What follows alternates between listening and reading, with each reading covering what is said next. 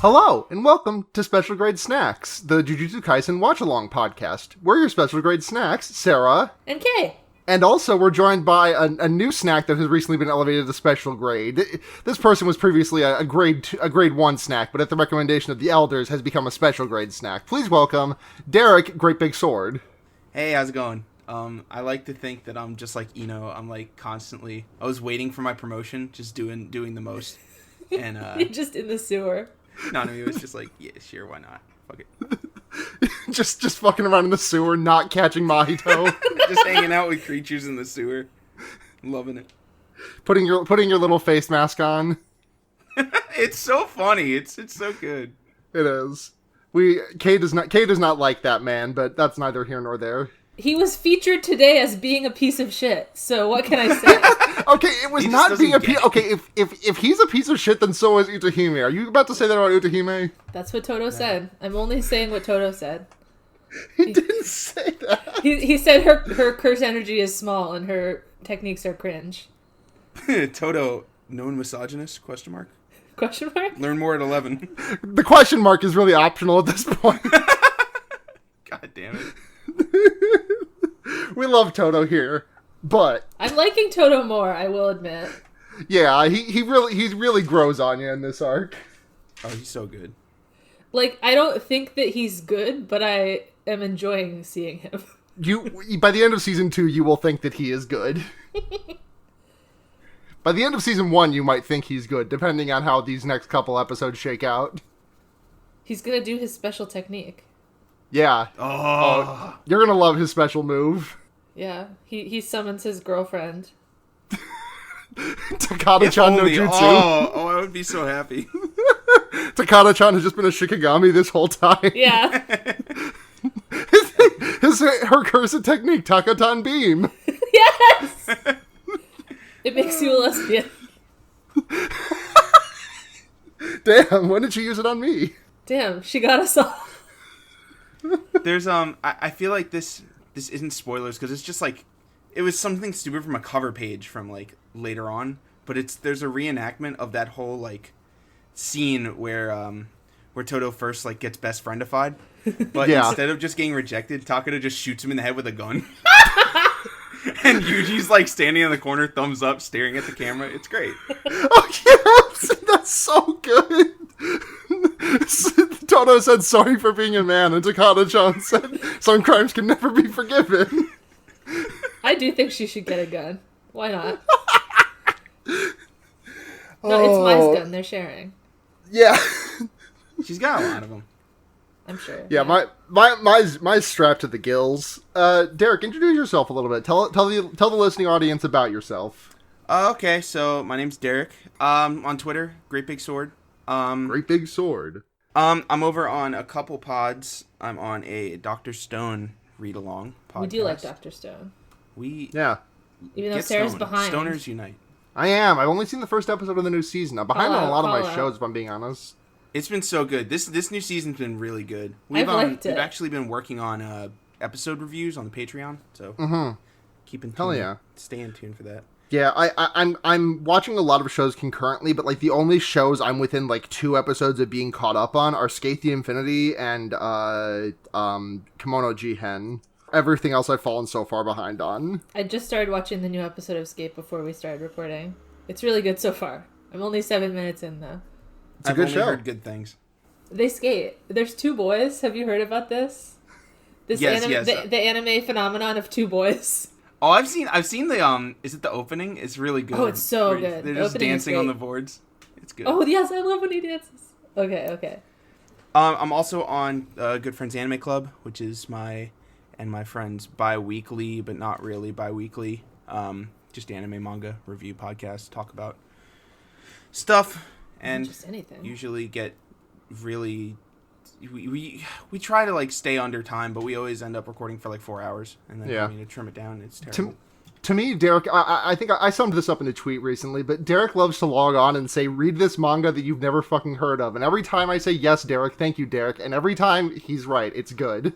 Yeah. What was the last one? Was it Blue Lock? It was Blue Lock. I haven't gotten too far into it. I'm only like, I'm not like 10 chapters in yet, but it's really fucking good. What a fucking... What, like that feels like the premise of it feels like something someone would make up to make fun of anime and manga, and I kind of love it. What if 300 boys went to soccer prison? And that's it. 300 boys. And that's it. That's so many more boys than I'm used to. There's 300 boys. Whenever if you flunk out, you will never play professional soccer in your life. Only one person gets to play professional soccer. So if they are ever injured or die of COVID or something, Japan will have to go to their 301st best striker. Yes. Yeah. Everyone else is banned. Fantastic. It's good. I'm a be real with you, Shinzo Abe. This will not improve the Japanese soccer team. It's great. The guy who's in charge of the whole operation is named Jinpachi Ego, which I just love. A man named Ego. Ego Raptor. He really said, y'all don't have enough ego. I have enough to go around. So simple. Simple as. All right. How about episodes? We watched 2. They were okay episodes. Nothing really happened in them. This is what I'm saying. Yes. Just kidding. There were a million boys, and they all did moves. They were very good episodes. I feel like I'm saying this every week at this point, but like I've been waiting for these. These episodes were good. So the first episode, Kay, what was the first episode? The first episode is called Sage. If you notice, the last 5 episodes have been called Kyoto Goodwill Exchange Event Group Battle Part whatever. But it's no longer the Kyoto Goodwill Exchange Event, it would seem. Yeah. There's no exchanging of goodwill anymore. Nothing but bad will. The will has been pretty bad throughout, I would say. Yeah, the vibes have been rancid. We're here to kill your friend. Goodwill? Goodwill hunting, Itadori Yuji. True. Alright, this episode starts, Fushiguro's in a house and he's getting chased by arrows. And he's running very fast. I hate when this happens to me. This happened to my buddy Derek. I, for one, enjoyed when it happened to myself. Yeah, so Fushiguro's like, the arrows have blood on them, so they can be controlled by this guy's technique. This guy's Kamo, we know him from before. Yep. He's the rude boy who does blood. That's his special power. He's the blood boy. He's the blood boy, and we all know him, and we like him, and we look at him, and we say, nice, I like it. We look at him and say, that's probably a ghetto, and be wrong about it. Come on, he looks so much like him. He dresses like him. No, it was a very, very good guess. You're not wrong. Same hair, whatever. Okay, so basically he's like, I'm shooting things at you, Fushiguro, because I think you're cool, and I want to see you do your special powers. Do your shikagamis. It's epic. I want to see what funny animal you have. Show me. Do you have a funny bear, Fushiguro? Come on, Fushiguro. Show me funny bear ice cream. Yeah. So Fushiguro and Kamo both get shots of their faces in mysterious light while they explain each other's powers. Yeah, I think that's fun. Fushiguro's like, he has the blood technique, which makes sense because his clan is obsessed with bloodlines. Isn't this ironic? And I say, yeah, I really do think. I'm thinking about it. It's like blood in your bloodline. And Kamo says, Fushiguro has the 10 Shadows technique. This is one of the Zenin clan's coolest powers that Maki and Mai don't have. What a cringe of them. God, can you imagine how much... I love Maki. Maki is a great character, but I am imagining a world where Maki was able to summon a puppy, and I want to live in that world. See, my question is, so the 10 Shadows technique, are they all sharing the same puppies? If Fushiguro oh my god, timeshare puppies. Yeah. If Fushiguro and Mai could both summon dogs, would they be summoning the same dog? That is much to think about. I am rotating that in my head. Yeah. Except Fushiguro got one of his dogs killed, so it would be Mai be like, God damn it, Fushiguro. I liked that dog. Bro, that was my jerky boy. Disappears in the middle of just walking. Wait, what? No, where you go? It's like that one. It's that one comic of the woman trying desperately to hold on to her son as he Thanos snaps out of existence. It's too sad. Oh, I made myself sad with that one. No, Jerky Boy. Oh, Jerky Boy is fine though. Jerky Boy is alive and He well, lives and on. not has not been collapsed into an accordion. His blood goo is in his friend now, so it's fine. Yeah, It's hard to explain. it is. Okay, so Kamo says, I have other powers too, and he opens one of his eyes and it gets all yucky, and he says, now I'm powerful. Yeah, flowing crimson scale, right? Yeah, flowing red scale is what they call it. Flowing red scale. Yeah. And he says, I can control my body temperature, pulse, red blood cell count, and all other components of blood. And Fushiguro says, what the hell, you're doping. This is so funny. I love how Kamo's just like, yeah, and everything else in blood too. Yeah. But there's a lot that goes into that. Yeah, he's got his plasma on lock, his white blood cell count through the roof. Nothing can harm me because if you try to, I'll increase my white blood cell count, and now I have more antibodies, and it's better. This is get the a plot of disease. Cells at Work. Yeah. Oh god, I want I want like an Akutami and whoever makes Cells at Work collaboration of like specifically the cells that work in the body of Kamo Noritoshi. I feel like you could like take Kamo's blood and like inject it in anyone and cure any disease. To be fair, that's probably not too far out of the realm of possibility since the Cells at Work guy has like 900 different collaborations for his series. Why is there like 20 Cells at Work series? What's going on? Listen, when you're a mangaka who doesn't know much except for biology, you know what? You fucking make as much hay as you can while the sun's still shining. They're craving that Osmosis Jones. Yeah, what if we make the exact same series, but there's a girl instead of a boy now? Would you like it? I do like it. I think they should do that with more anime. The narrator for that is Tsuda Kenjiro, right? Fucking Nanami voice. He's the narrator. Oh, it's Nanami. He's there. Yeah, Nanami is there. He's narrating all the blood. Good for him. I'm glad he got a job. All right, where were we? Oh yeah, the boys are fighting. Fushiguro says, "Oh, you're fucking doping," and Kamo is like, "Very astute, but I wish you wouldn't use a word with such negative connotations." Yeah, he's like, come on, I'm a little fancier than that. I'm a little fancy lad. You have to be impressed by my skills. But yeah, he's doing like very powerful punches, and Fushigiro's like, Jesus Christ, you've exploded my tonfa. Kamo said Barry Bonds was right. Yeah. It's cool when teenagers do it it is. to fight each All other. you old people that say it's bad, it's good actually. Yeah. It just makes the sport more exciting. Come on. Wouldn't you rather see more home runs?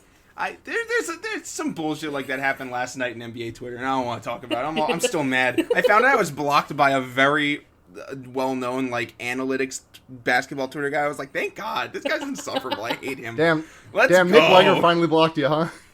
I wish. He's on my list too.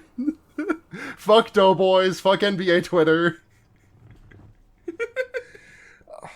Okay, so Sorry. now we see Miwa sing the little song. Yeah, she's like, someone took Yes. my katana. Does she sing a song in the manga? Does it have like No, a music note she by does it? not. No, They it's just added- a song they added now. her little song. And she gets a phone call and she says, "Hi, useless Miwa here." So good. But it's a She knows trick. she me with a useless. Yeah. It's a trick, and it's Inumaki giving her a call, and he says, you go sleepy now, Yeah. and she does. Right before she picks up the phone, she's like, I wonder if tapioca is all that it's cracked up to be, which is like, it's as much a non sequitur in the manga as it is in the show, and I just think it's like, that's also my brain in the middle of anything high stakes, just like, I was like, is tapioca like something Tokyo is known for? I don't know. Like, is she doing a Kugasaki of like, oh, maybe while I'm here, I'll try the cultural delicacies? We don't got tapioca over in Kyoto. Yeah. They don't she and make that. Kugasaki should go shopping together. That would be fun. I think would they be would get They along. would. I think Miwa would help Kugasaki pick out a nice suit, and also they would get tracksuits, and tapioca also. I'd like them to get tapioca. Okay, so Miwa just goes to sleep on the forest ground, because Inumaki said so. Yep. And then because he stole Mekamaru's phone, the puppy brought it to him, which was nice. Yep. And Inumaki gives the puppy a pet, and it's the cutest thing in the world. And then he says, "Go away, puppy," and it melts into nothing. He also fucking says he also like has Mekamaru's arm, Yeah. which I think that he used to unlock the iPhone with like the thumbprint technology. That was my assumption, but also it is a robot hand, so I don't know that a robot hand has a thumbprint. But like, what else would he have the arm for that he would throw it away right after he finished the phone call?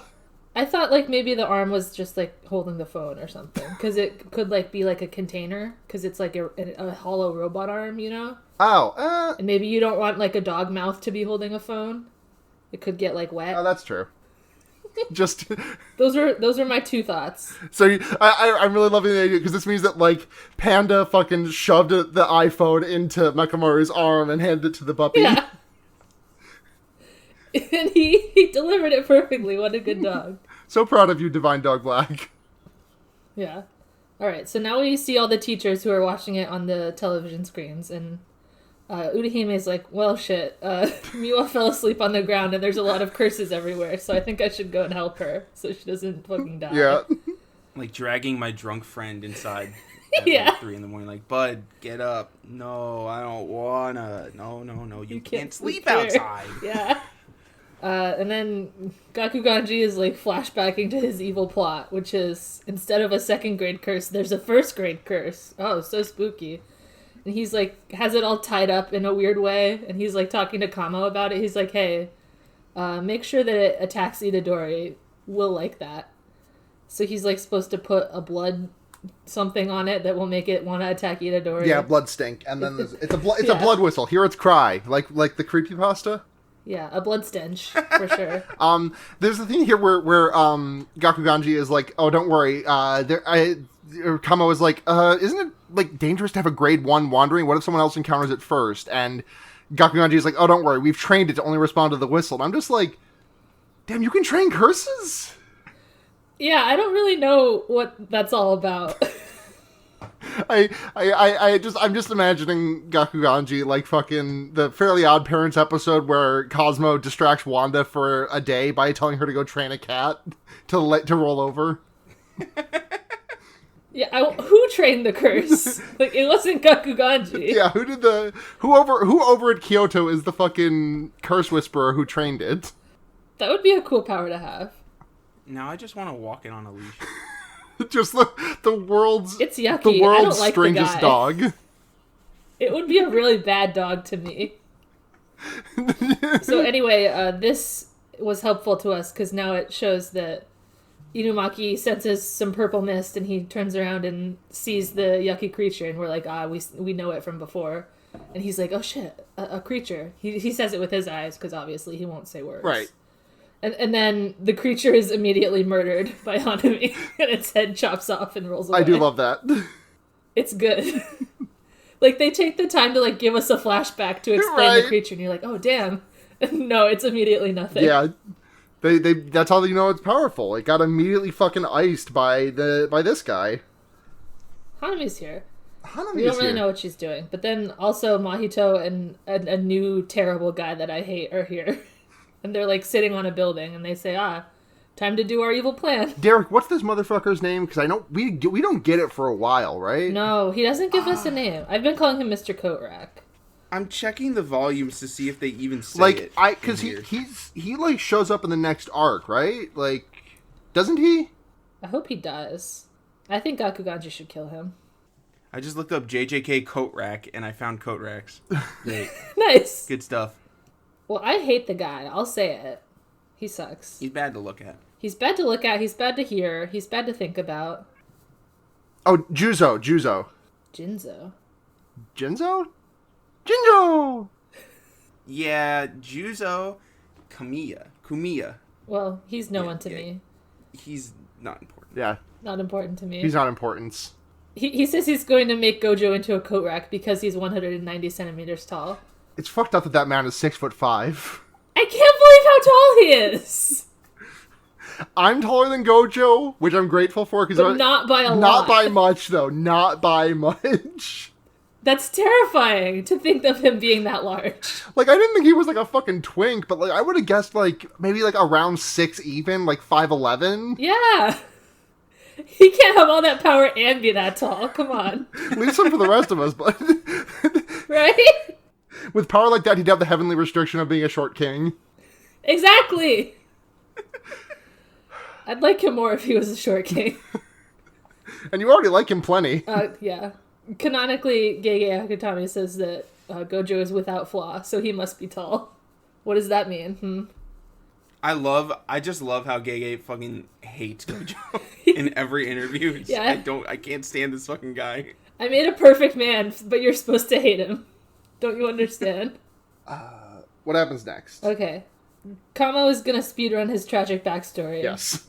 Which is, everyone is mean to his mom. He's like a child crying. He says, why is everyone mean to his mom? And they say, because she's a sex worker. And he says, well, now he's grown up. And he says, well, why is everyone nice to me? And they say, because you have an epic power and we like it. Yeah, because the regular parentheses true wife of your dad did not bear a child that had your cool move. So now you've got the cool move, so we care about that more than anything else.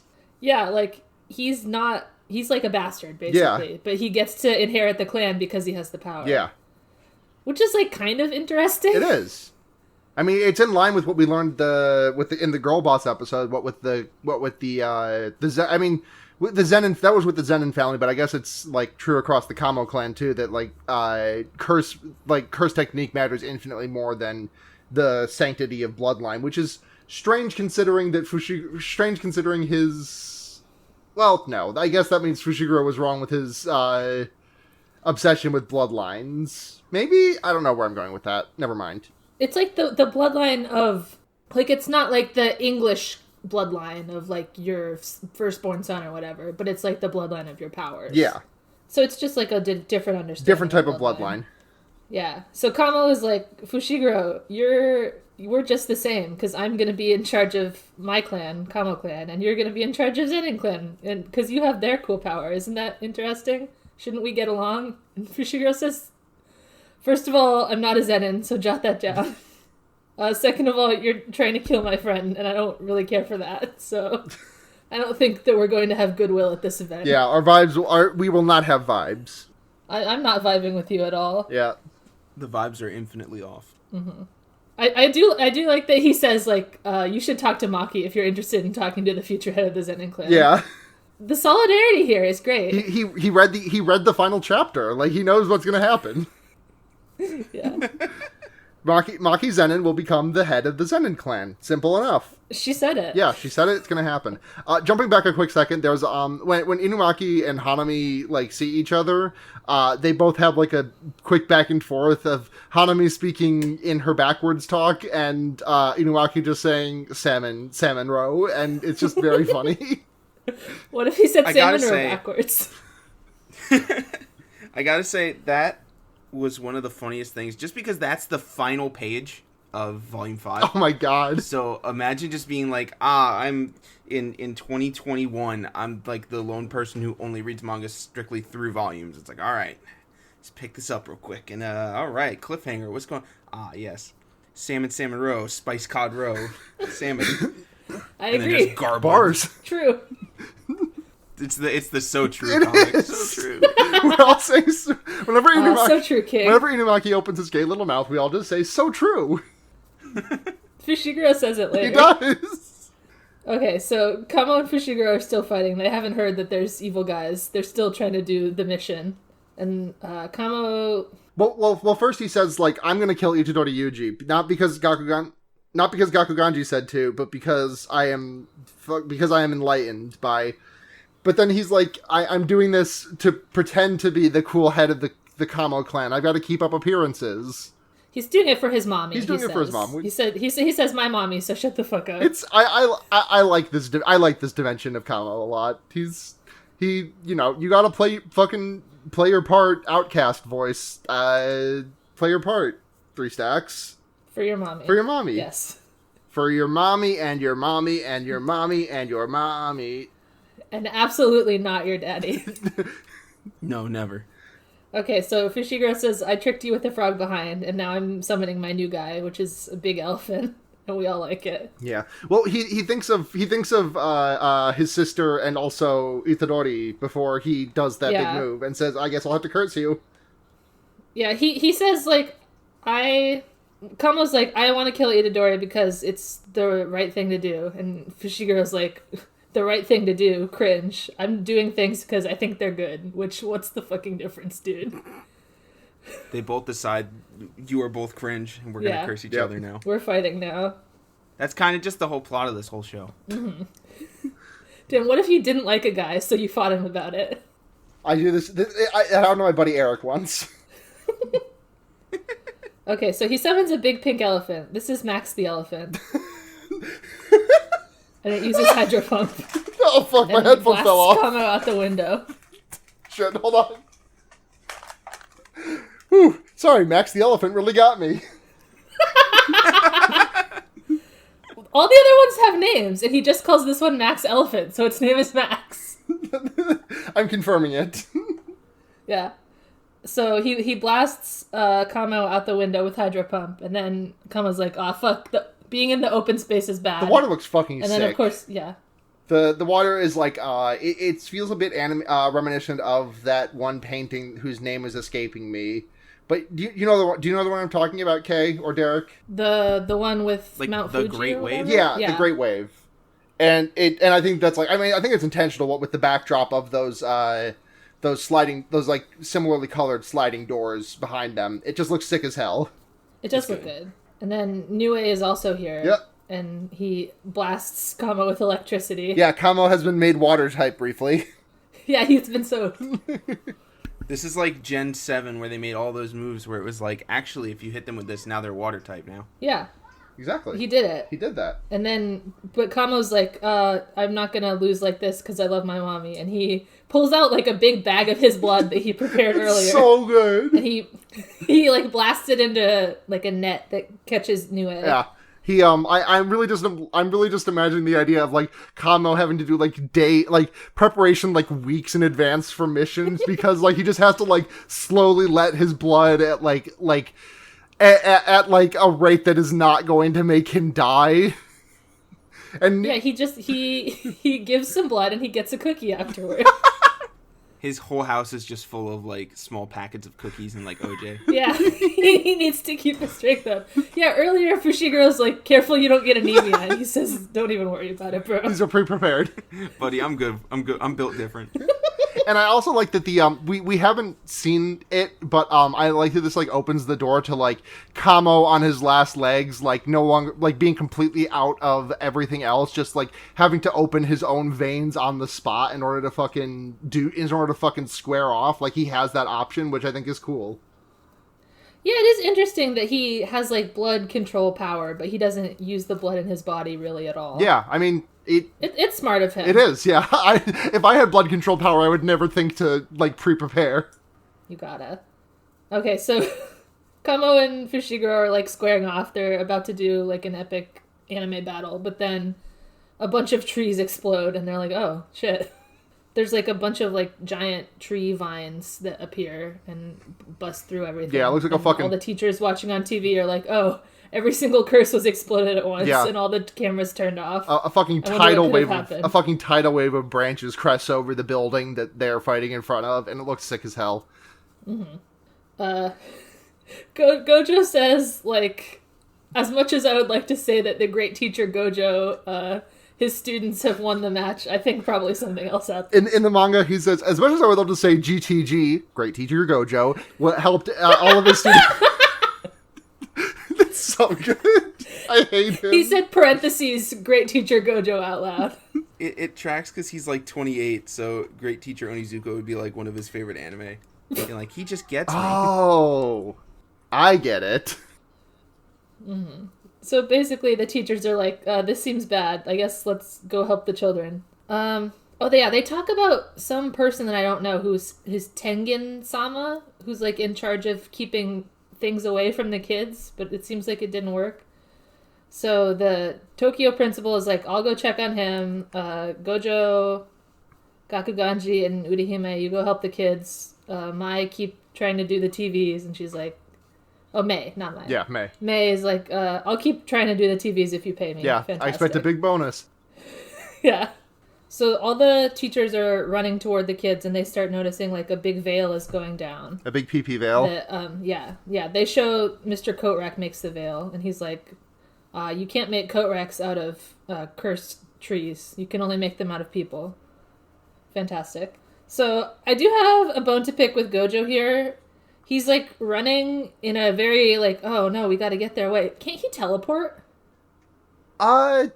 Yes, kind of. I don't know. The when he teleported Itadori, that was like, I feel like we haven't seen that come up again. I don't know why that happened. I don't know why he did that teleporting thing. He teleported. Derek, do you have any, Like do you have any insights? 100%. Oh, I'm searching on the wiki right now. While you're searching, there was a thing in the manga when Gojo was like, okay, come on, Grandpa, you just had your lunch, let's go for a walk. There's like a big, like, fucking, just like a big, like, in block letters, ignore over Gakuganji when Gojo says that, which I think is funny. He hates him, and he's right to do so. No, he's right.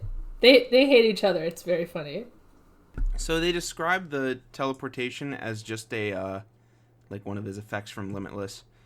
He can use it under certain conditions. What could those conditions be? Oh god, this is like digging up like actual like volumes and shit. Never mind. It works. It just works. But sometimes it doesn't. Sure. He can teleport except when he can't. Yeah. He has to run for this. He can teleport when it's he can only teleport when it is to put a 16-year-old in danger, not to remove them from it. Yeah. He's under like Bugs Bunny rules. He can only teleport when it would be really funny if he did. If Gojo was if by teleportation Gojo was able to like throw Itadori directly into Hanami's domain, that definitely will happen. He would be able to do that no problem. But since it's to get them out of the curtain, no dice. Won't work. So they get to the veil that's down, and Gojo says, "Ha, easy peasy, I'll just explode it," and it zaps him. And he's like, "What the hell? Yep. I've never been defeated in this way before. I've never experienced this feeling." And Urahima's like, "I can just put my hand in, so maybe you're cringe." He's like, actually, this means that the veil is sacrificing all its powers of stopping anyone from going in or out by allowing me to not go in." Yeah, And Urahime says, "Of course, this makes perfect sense." it's veil of fuck Gojo. Yeah. I wrote it down as the no-go Gojo veil. The no-go Gojo. I love it. So Gojo's like, okay, Urahime, Gigi, you go ahead and go in and help the kids. I'll just wait here and look handsome, I guess. Yeah. So they go in, and the coat rack man is there, and he's like, oh, why isn't Gojo here? Even though he's the one who put up the veil. So I don't know what that's all about. Well, when we see him put up the veil, it's like something that he's done. Like it seems like it's the first time he's doing the veil. I think he's just doing it at Mahito's instruction. Like he's just like Mahito just like gave him the fucking little spike to stick in the ground, and then emerge darker than dark. What is etc. To make the curtain. But I don't think he knew exactly what the curtain was. I don't think he knew that it was curtain of fuck Gojo. It seems like he thought it was like the opposite of that. It was curtain of Gojo will come in here now, please. Yeah, curtain of... He's like, hey, come on, I wanted to kill Gojo. Curtain of coat rack, please. Yeah, but he's like, oh, I don't want to fight an old person because he'll make a bad coat rack. I want to fight Urahime, and she leaves anyway. And Grandpa becomes epic here. He's been like carrying like a case, and I was like, oh, I don't really know what would be in there. And he pulls out like a cool guitar. K 3 episodes ago. Yeah, the guitar at the end of the OP is nothing. That's who that's Mr. tricked me on Huya purpose. extended. I did not trick you. I told you. You tricked me on purpose. I told you that the cat at the start was Gege. I did not say. I just asked you. You said I don't think the guitar is anybody, and I said, oh no, you don't. And I'm honestly surprised that you did not take it from like. I'm surprised you did not take me saying that as, oh, okay, that definitely is somebody. But you were just eating cereal. It's fine. I did not trick you, though. I do like cereal. The grandpa has been, like, wearing, like a fancy grandpa robe the whole time. And he takes it off his top off, and he's wearing a band shirt underneath that says Hard Rock Experience. We love it. That's my favorite JoJo stan. Anyway, Grandpa says he's gonna go sicko mode on this guy, and I guess we just don't get to see it. In the manga, he's literally wearing a Jimi Hendrix t-shirt. Let me paste the image in the guest room. Oh, wait, sorry. That's a Jimi Hendrix. Yeah, Jimi Hendrix. Yeah, I met him once. God, I went to school with him. Grandpa looks epic. Epic Grandpa. Go, Grandpa, go. Stop praying for my grandpa. You're making him too good at guitar. He's shredding too hard. Yeah. This man is playing through the fire and the flames like it's nothing. It's nothing to him. I do really like this concept of, like, He's old, so, like, when he was young, like, this was, like, an epic thing for his technique to be. But he's just had the same technique since rock and roll was cool. Yeah. So he's just, like, an old person who still has the guitar. It's very thoughtful and, like, I don't know how to say it. I just think it's, like, a smart idea. It's well thought out. Yeah, like, I like it. It's big brain. Yeah. Like, it's not just like, I can channel my cursed energy through music. It's like, nope, I literally can only do it through a guitar. Specifically a flying V. If this guitar breaks, I'm done for it. This is my cursed guitar. I'm thinking of instruments that I would like better for it to be just that I would enjoy more, and I think it would be really fun if instead of a guitar he had a sousaphone that he had to like put together and strap to himself. And I'm not saying that because I played sousaphone for like 5 years in high school or anything. It would explain why his back is so destroyed. Yeah, my back is in fucking shambles from having to tote that thing around. Shit's heavy. It's Grandpa, but Grandpa's just one of those like one man big bands. There we go. Stomping his feet to like play the tambourines. Yeah. That's great. Oh, that would be good. I would love to see it. Anyway, Grandpa plays a sick riff, but then we don't see what it does. But that's okay, because we have to go see the three little boys. They're very important. He says, see how fucking hollow my bones are, you fucking punk-ass bitch. And the Juzo is like, drink some milk first, you old fart. Which, yeah, that's what happens. He gets his ass. That's what happens when I drink milk. Old fart. Yeah, you get an old fart.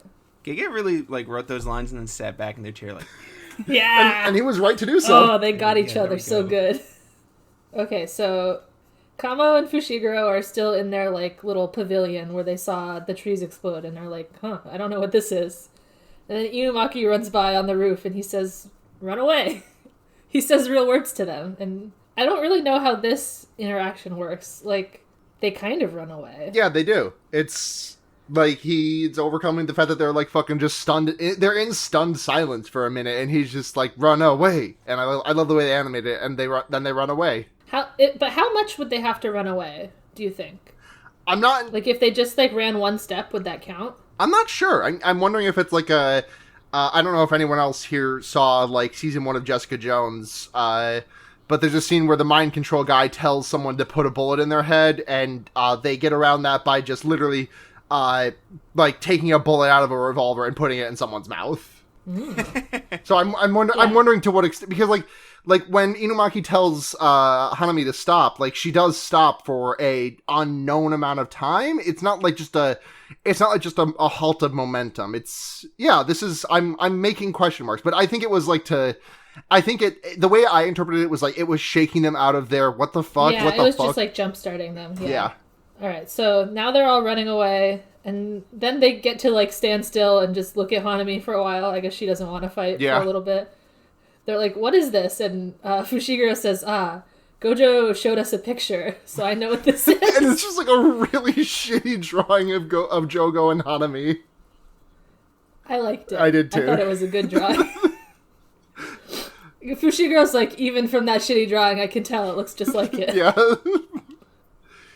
Identical. So then Inumaki is like, hey, we should call Gojo. And Fushiguro's like, yeah, great idea.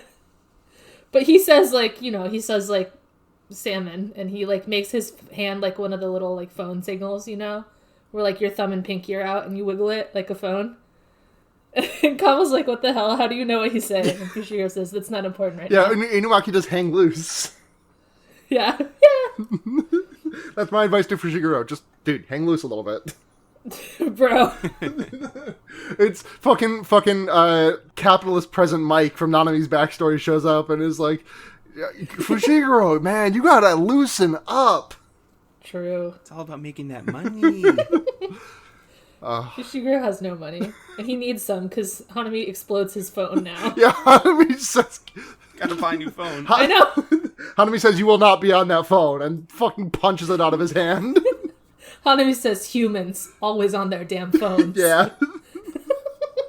Now I'm just thinking about Hanami doing the give me that phone. You got games on your phone, Fushiguro? Are you destroying the environment on your phone? Oh my! Hanami fucking posts the fucking like the phones are bad, phones are jail, phones are bad memes always on her Facebook.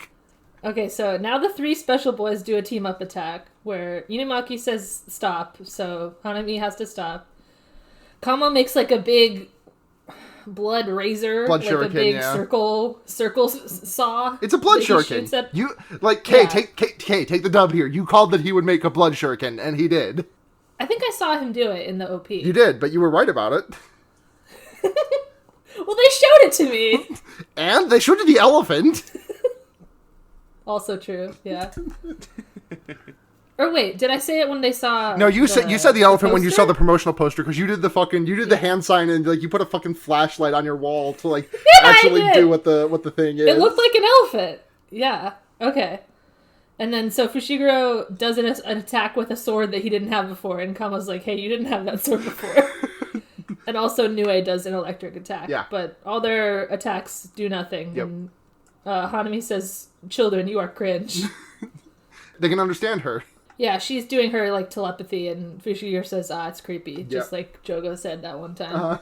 And she says, humans are destroying the land and the sea and the whatever, and humans are the virus, so we have to destroy them. And Hanami doesn't know that capitalism is the real virus. yeah. She'll get there. Listen. She's just going through an eco-fascist phase. We'll get her out of it.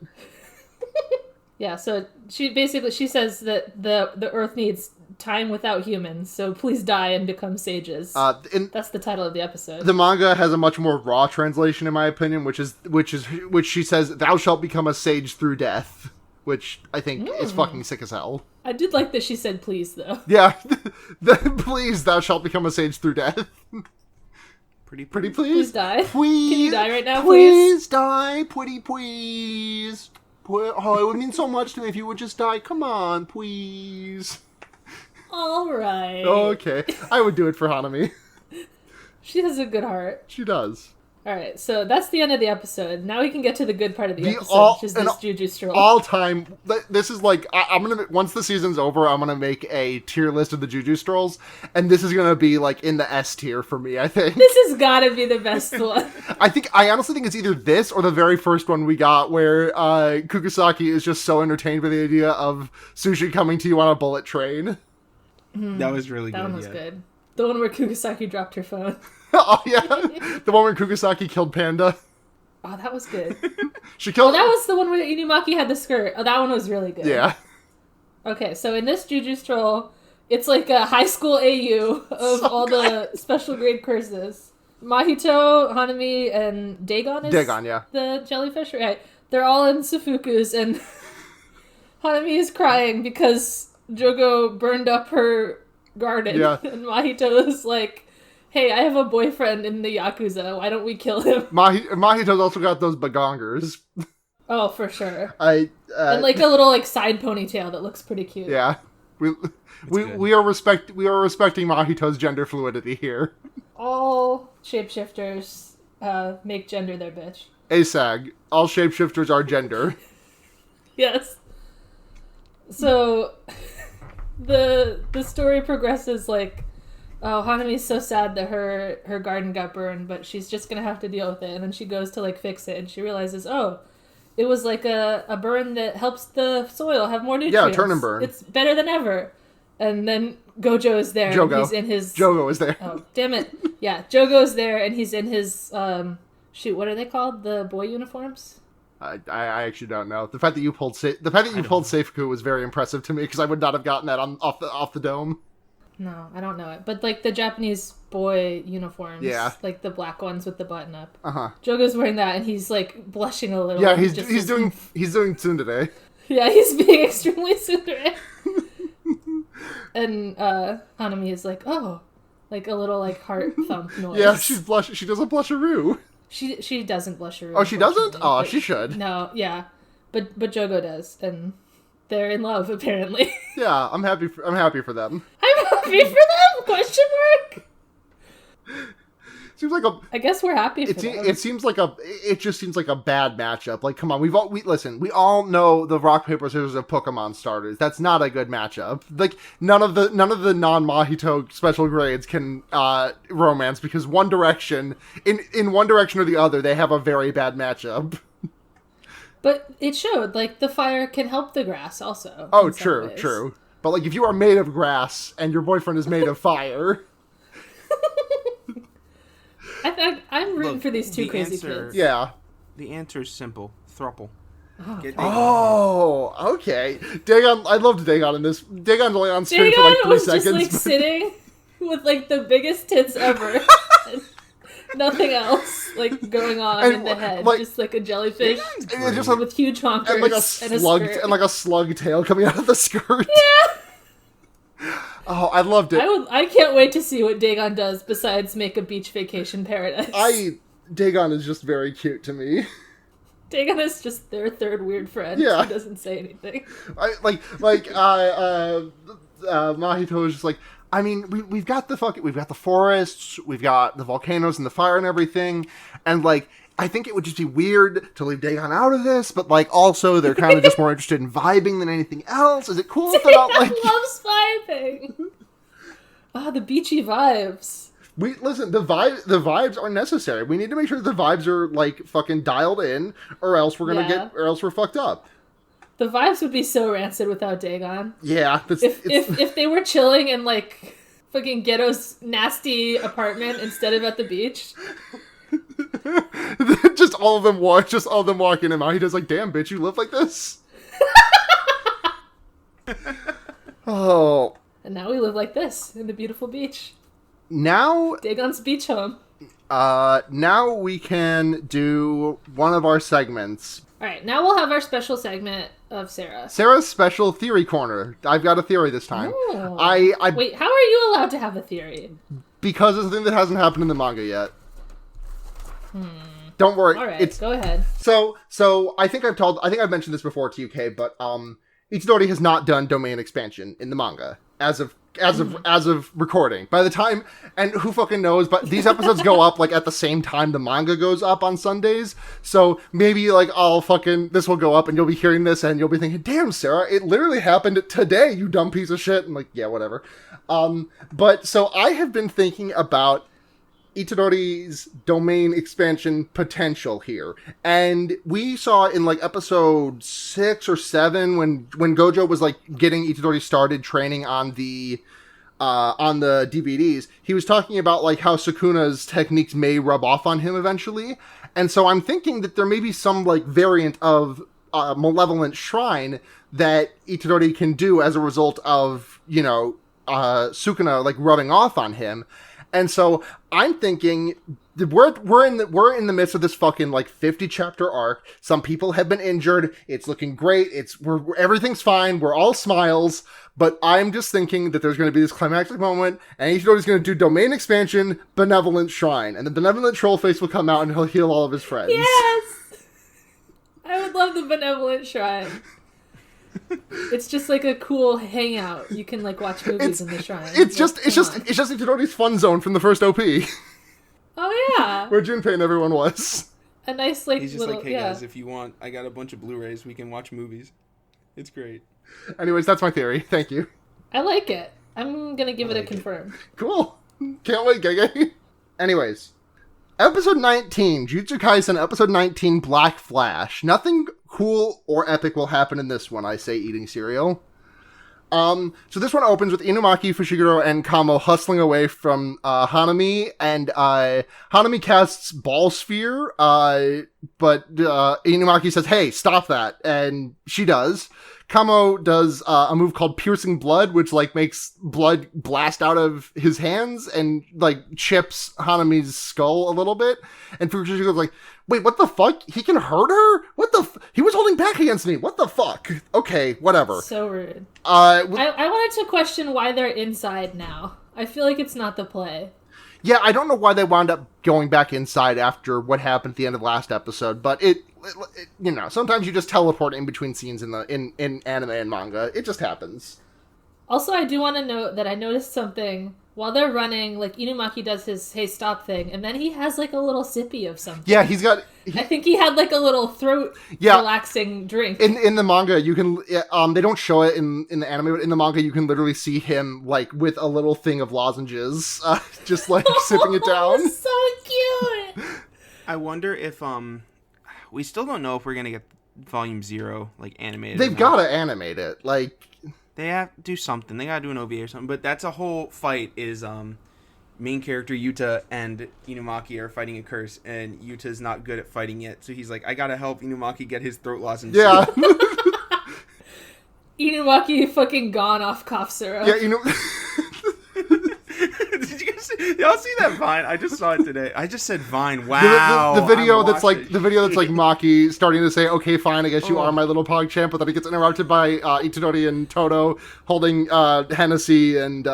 It wasn't that, but that's also really good. That was gonna be my section for today, my little guest thingy, because I was like best tweet. It is that is best tweet. It was it was a TikTok of this guy just eating gummies, and he's like, man, I fucked up, and he pulls up the container. It's just like melatonin gummies, and he's like, I got these things. That's Inumaki. That's Inumaki. He falls down in this fight because he's just gone off syrup. Too much codeine for this little boy. Yeah, it wasn't blood in his throat. It was just a bunch of codeine. Oh, poor guy. Yeah, Inumaki is taking his lozenges, and they're running, and Kamo is like, we're going through the cycle of, Inumaki says stop, and then we fight for a second, and then we run some more, but eventually this PP stall is gonna end, and it's not gonna be in Inumaki's favor. He said something about, like, the teachers, there's a weird translation in the anime here of him saying the teachers might not have taken action, but in the manga he's like, they might have been immobilized, which is two very different vibes. Like, if you're just going off the anime, you might think that, like, Kamo has a very, very low opinion of all of his superiors, that they would just, like, sit on he's their like, thumbs. maybe the teachers haven't noticed the giant tree in the forest. Right. They fucking bust out the side of the... They go inside so that they can go outside, and we can see them all do their gay little jumps off of the balcony. I'm obsessed with their three different jumps that are tailored to their personalities. It's Right. so cute. Inumaki does just fucking steps off the balcony and launches himself, and Kamo and Fushiguro both like vault over it in different ways. Yeah. Fushiguro jumps like a puppy, Yeah. I will say. Yeah, very, very furry of him. Fushiguro is like, okay, Nue, it's your time to shine. Don't worry, Inumaki will stop this for sure, 100%. Get in there, go, fucking go. My brain just like is just searching through all of the files that I have for a single fucking flying Pokemon, and I can't think of anything. Go, Zapdos. Wingull. It's Zapdos. Go, Wingull. He's Zapdos to me. He is Zapdos. He says, go, Zapdos. It's fine. Inumaki will stop it. And Inumaki tries to stop it, but just coughs up a bunch of blood, and then Nue gets a new A-hole from Hanami's fist. Good.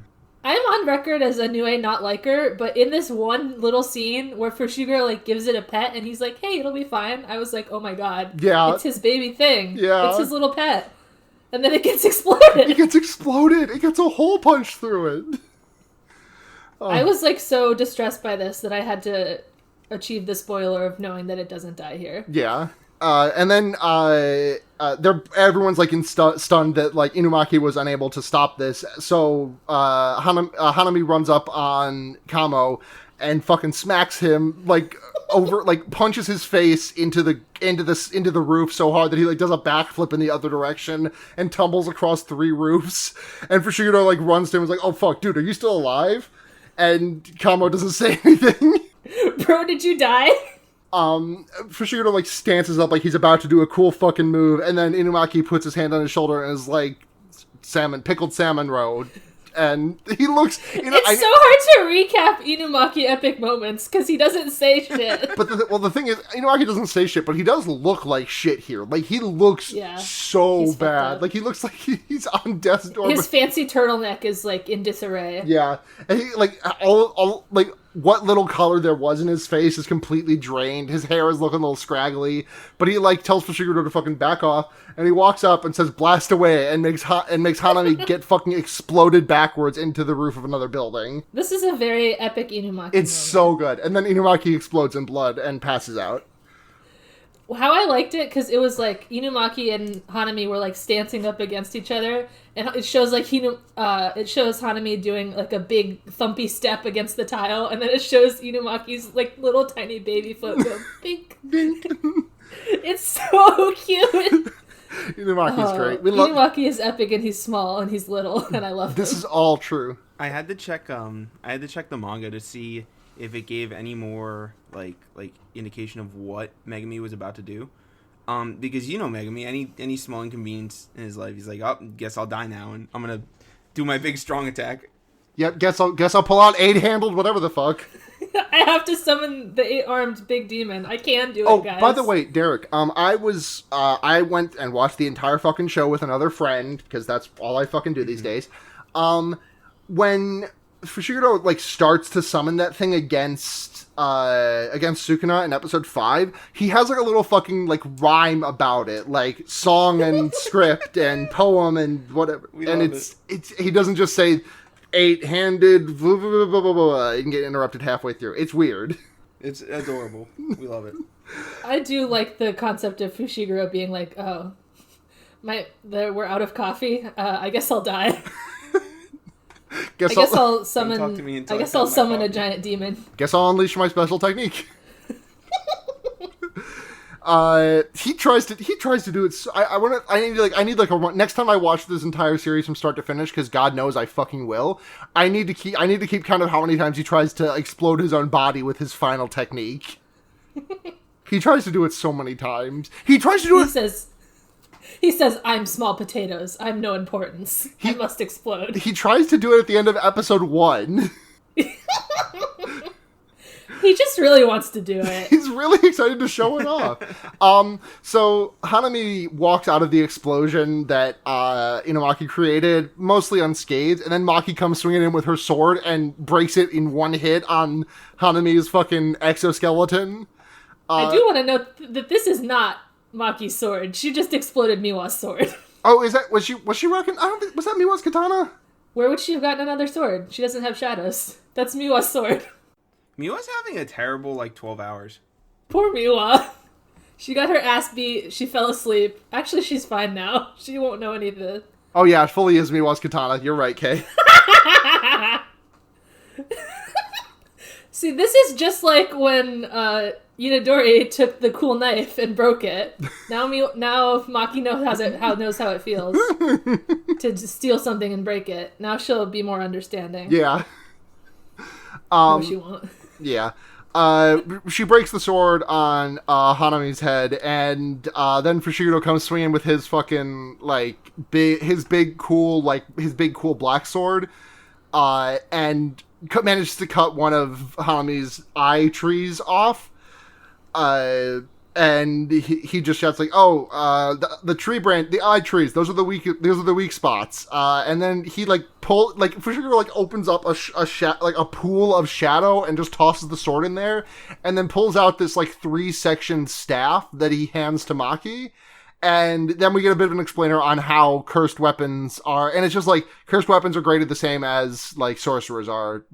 There's grades 4 through 1, and then there's also special grade, which this is the special grade cursed tool, Playful Cloud, which is fucking sick. And Maki smacks Hanami with it once, and Hanami fucking goes flying a half a mile away from the one hit. And she's like, "Oh, it is a good weapon." Nice. When Fushiguro puts the sword in his little shadow pool, Maki's like, "Don't lose that sword. It's worth up to 5 billion yen." And Fushigiro's like, "Wait, what? Huh?" Which I'm just imagining Fushigiro's a little broke bitch boy, and he's like, "Wait, shit, we're swinging around that kind of equipment? Oh, fuck. Okay." Maybe I should be again. We get a pan shot of a bunch of different cursed weaponry, and one of them is just a Winchester rifle, which I kind of want to see. If Maki is so proficient at cursed tools, I want to see her fucking bust out the rifle. I think that would be rude of her. She can't step on Mai's toes like that. I swing Playful Cloud. It's quite delightful. You see me in the street, you'll catch the cursed rifle. Now I'm just thinking of Maki walking up with a blunderbuss. It would be good. Oh, that would be good. Yeah, so Hanami gets smacked with Playful Cloud and goes flying. And Maki says, this thing fucking sucks to hold, dude. It feels wrong. It feels wrong. The vibes are just nasty on this weapon. And We get after Hanami gets blasted through the woods, we see Fushiguro running, and he does puppy hands. Everyone do puppy hands everyone do puppy hands along with Fushiguro. I'm doing them. I'm doing it. Yeah. And we get a bit of an explainer on how the 10 Shadows technique works, which is that with the exception of Bottomless Well, which is the frog Nue technique, with the little like the winged froggies. Anytime one of them is completely destroyed and they're gone for good, and we get like the shots of Sukuna blowing up Orochi and Divine Dog White getting shrunken from 18 inches in length to half an inch in length. So sad. But then we get this cool visual of like the blood dripping down from Divine Dog White and it like pools in this basin, which like starts to like flirt, like starts to fucking bubble with cursed energy. And Fushigiro's like, but it all kind of like goes back into the pool of energy. The strength gets passed on to other parts of the 10 Shadows. And then we see Divine Dog Totality, Cone, which is a big black and white puppy, which jumps out at Hanami and takes a big fucking chunk out of her arm. I like this dog. It's big. It's a bigger dog. I would like to see Fushiguro ride it. I think that would be epic. Oh, that would be fucking good. Then Maki comes in and swings with the sword Fushiguro had earlier, the black one, and she like has a smile because Hanami is like, wait, that's the boy's sword. And then Fushiguro comes in behind and like smacks Hanami with Playful Cloud, and she takes a bit of a hit of that. Fushiguro and Maki back off a bit, and they do like a gay little weapon switch where they both toss each other their. So cool. It's so cool. I've been saying that I love the Maki Fushiguro dynamic, and this just confirms it. It's MLM Willowa solidarity. The solidarity is off the charts with these two. I love it. And they're like cousins, right? Yeah. I love it. Yeah. And then they do X scissor to the grass type of Hanami. Yeah. And they explode. She explodes a little bit. Fushiguro's like, don't make me fucking use Playful Cloud again. I hate that thing. It's too hard to use. And Maki's like, oh, you fucking casual. It's not that hard. You just gotta get used to it. But then she gets cut off because she realizes that there is like little like giggling buds that have been planted in Fushiguro's tummy. Oh, he's got the tummy hurting jutsu. Yeah. And she's like, oh fuck, oh shit, Fushiguro. And then Hanami shoots off a little blast of a tree root tentacle and catches Maki in the shoulder. And Hanami's like, oh, that was supposed to be hitting your heart. Good reaction. Jujutsu sorcerers are all the same. They're so emotional. They care so much about others. Whenever one of their friends is hurt, that creates an opening. You're so predictable. Imagine caring about others. Cringe, cringe, cringe. Could never be me. Even though, obviously, Hanami was shown earlier to care about Jogo when she went and saved his head. Yeah. So Fushiguro tries to get Divine Dog Totality to smack Hanami in the back of the head, but Divine Dog just explodes into a puddle of black goop, and Maki's like, did Divine Dog just fucking die? Wait, no, that's not what happened. No, she understands. She's like, Fushiguro turned it off. Well, she's like, but why? And then Hanami is like, oh, well, Hanami's like, you shouldn't use any more curse energy. Those buds love it when you do that. And Fushiguro's like, oh, you're telling us? You're about to kill us, and you're still telling us? And Hanami just has this fun, cheeky little line of like, I've been told it works faster when I tell you. This is so stupid. Fucking Gege Wakutami's mechanics of the world. It's so big-brained. It kind of feels like he's lampshading it here with this one. Like, yeah, I know it's stupid, but whatever. I think it's fun. I agree that I'll concede to it being lampshading, but I still like it. Maki is still trying to fucking smack the shit out of Hanami with Playful Cloud, but her attacks have less edge, so Hanami is easily able to smack her around and like lift her up by the neck with a root, with like a big root. And Fushigiro's like, okay, time to unleash my technique again for the second time in 5 minutes. And he like has this thing about how like, these fucking clowns around me are just saving people indiscriminately. I choose who I save. I have the least burden to bear. And I can't be the one to go down first. And he's about to fucking do it. And then Maki's like, wait, bro. It's time for us to tag out. Our job's done. And then at this point, Todo and Itadori come fucking screaming down from the sky and punch Hanami's branch in half that's holding up Maki. And when the water clears, because they're in the middle of a river, I didn't mention that they're fighting in a river. When the water clears, Todo is just like carrying Maki, and he's like, "Are you ready, best friend?" And Itadori's like, "Yeah." And then we get our OP. They're best friends now. They're best friends. I like how before Itadori was like, I didn't agree to this best friendship, but now he's into it. Listen, Todo taught him a cool move. They're best friends. Yeah, he was nice to him. He's like, all right, we can be best friends. Yeah. Also, I gotta say, as much as I love the opening, I was kind of like, ooh, are we not gonna get the OP? Good, more content. Yeah, this got one, like 10 minutes in. Yeah, the latest OP ever. Yeah. The latest one prior to this was the one that came after Junpei's scary movie lore moments. Oops. Yeah, oops. Oh yeah, I had big oopsie. I was interested in one thing about this scene where when Hanami grabs Maki, she like knocks her glasses off, and I was like, "Oh yeah, can we not see Hanami anymore? Is she just like being levitated?" Yeah, that might be the case.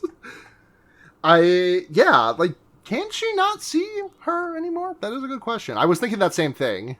I think she shouldn't be able to, even if it's special grade. Because, like, they talk about later, the trees are, like, curse energy, too. So I feel like she shouldn't even be able to see that. Yeah, but it doesn't really matter because she's out of commission. Everyone who is not Todo and Itadori are out of commission for the next little while. And so, when we get back from the OP, we see Nishimiya flying her little broom, and she's got Kamo and Inumaki saddled up on them, up on the broom. I like it. And she's like, Jesus Christ, these guys got washed. These two strong motherfuckers got washed like this? That's not good. Todo, it's all up to you, buddy. You got this one. I do like that it seems like she's like straining to hold their weight, so I guess like the broom is her ability, I guess. Yeah, we kind of saw that with we saw that in the Kugisaki fight. Remember when she like jumped off the broom and made it smack Kugisaki in the face? Yeah, she could control it, but I guess it's not like a weapon that she can. Oh yeah, no, that's her power. Yeah. Yeah. Fushiguro is like, bro, Itadori, this guy is way too strong. You cannot do this, and he just gets completely ignored. Todo like. Panda just magically appears, and Toto's like, "Hey, Panda, can you take these two out of the curse dome, out of the veil? This is just an anti-Gojo veil. You should be able to try." Nishimiya told me. I don't know how she knew, but okay. She's on that phone.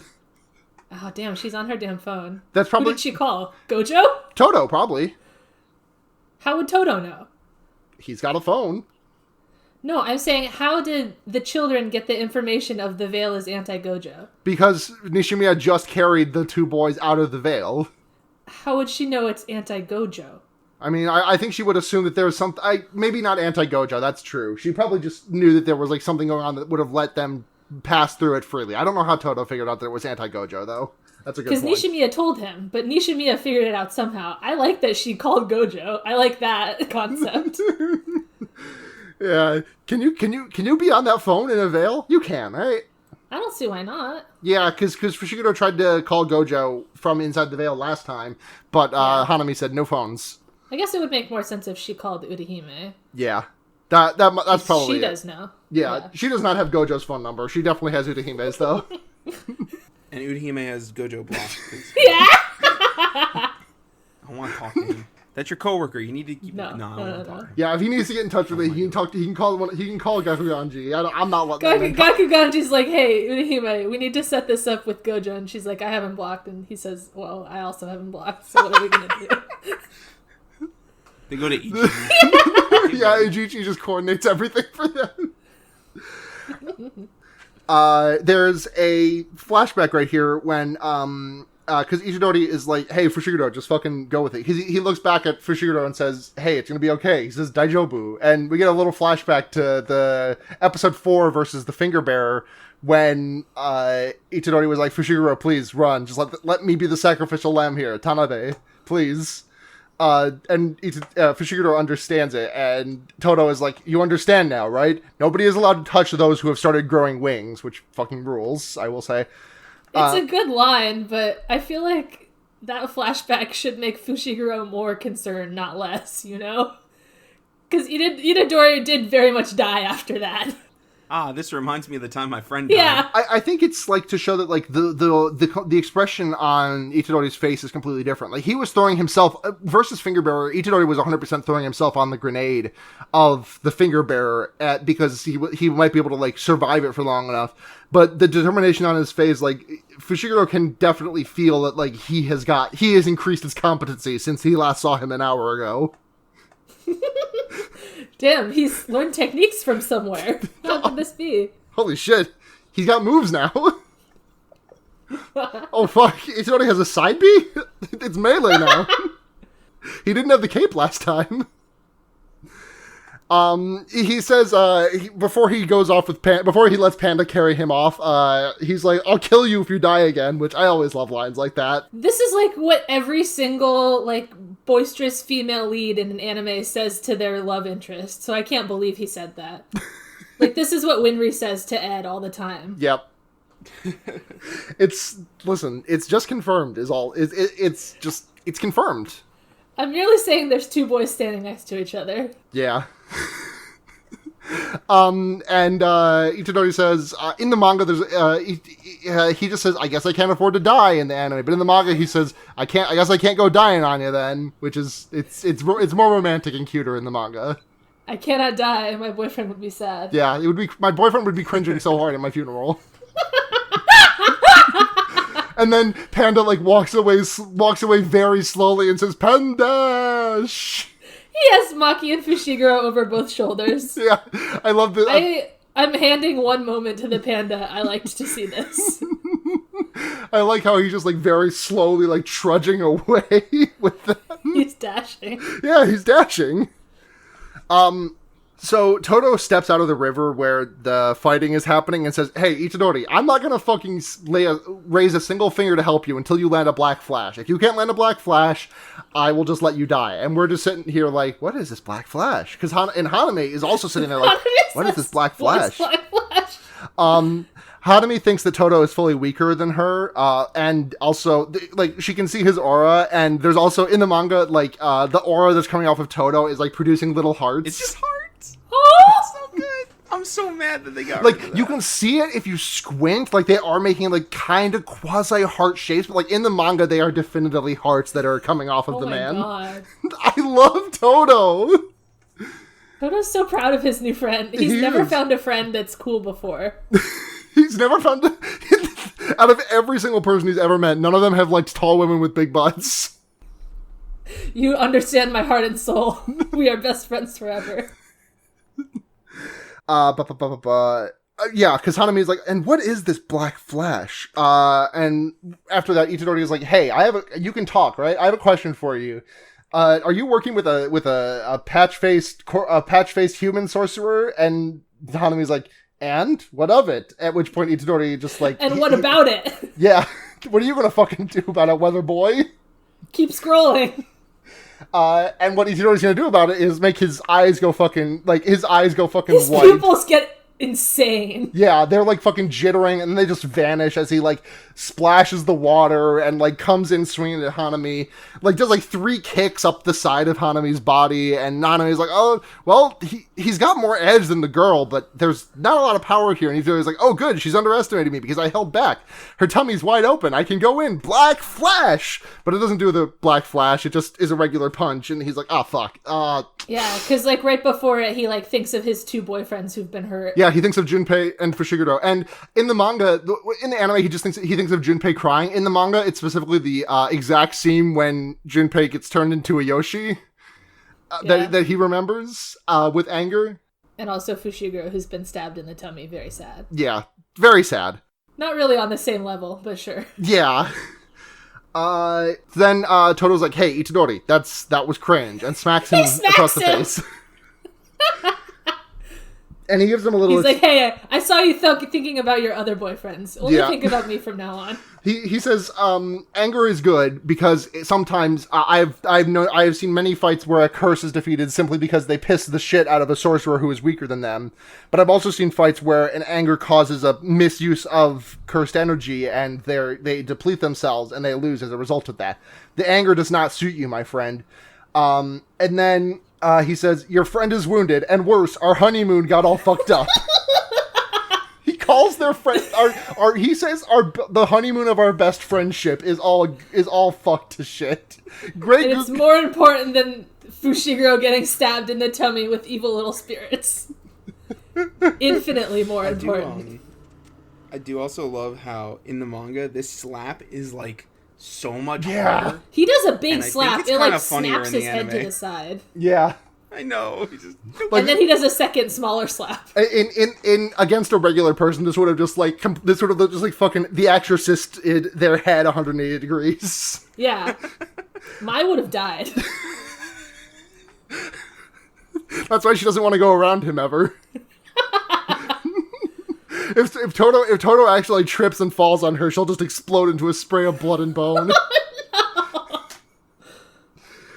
But Toto is like, hey, I get your anger, but put it away for now. Got it? And then he slaps Itadori again. And he asks, hey, any thoughts left up there? And Itadori says, not a one. Head empty, bro. Head empty. And then Itadori says in English, thank you so much, my best friend. I was happy that the best friendship is mutual. Yeah, we love it.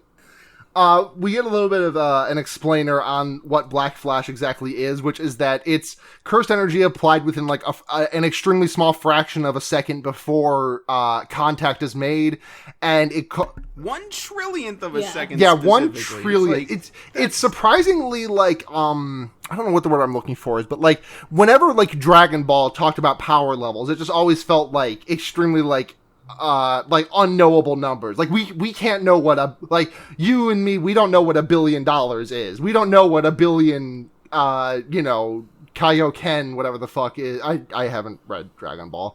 But in this is like very like understandable numbers, because it's like if you do this within 1/1,000,000th of a second, you will get a boost. Your power will be raised to the 2.5x, or the manga says that. The anime says multiply by 2.5, which is slightly different. Squaring something is different than multiplying it by 2. True. That's just math. I had to think about the math, but yes. Unless you're squaring the number 2, in which case it's the same. Yeah. Itadori does like a yucky drool, which I don't like. I'm on record as hating spit and hating mouths, so this is bad to me. Yeah, Itadori's head is so empty that he just like starts drooling, and Hanami is like, "What concentration?" But no, God, he's just not thinking. Nothing's happening in there. And Itadori Toto explains that when this curse energy is applied within 1/1,000,000th of a second, space warps and the cursed energy flashes black, and then we get fucking Black Flash, which is this fucking massive explosion of like black and red cursed energy that just obliterates every single thing that Hanami had like brought out to try and hit Itadori with, and it looks so fucking sick. It does look pretty cool.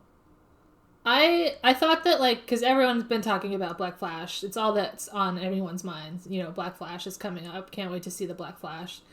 It wasn't that exciting from, like, the hype around it, but it did look good. That's fair. I'm excited for the next time someone does a Black Flash the next time someone new does a Black Flash this season. Mm. Someone else will learn the epic highs and lows of Black Flash, I think, before the season's up. Right, Derek? Yes. We're getting through that. We're getting through that arc this season, right? I think so. Is it the scary going under? Yeah, the scary going under the bridge arc. Yeah. Though I gotta be, I don't know if is this core gonna be is this 11 or 13 episodes that we're getting? So it's gonna be a total of 24. So 11 this core. So we've only got. So there's only 5 more. I could see this arc wrapping in 2, but like I can't see them compressing the next arc into 3. It's surprisingly short. Yeah, it is. We'll see. We'll see. I'm personally fine if they don't touch it this season, because give it some time. But yeah, but also like what I would love them to just like do it this season. Do a fucking OVA of the Volume 0, and then start next season with the flashback arc for 4 or 5 episodes, and then we get Shibuya Incident for the whole season. I know. Shibuya is so fucking good. I can't wait to go to Shibuya. It's the Peter Griffin running away. Don't go to Shibuya on October 1st, 2018. Worst mistake of my life. Worst choice of my life. I'm doing the true meme at that.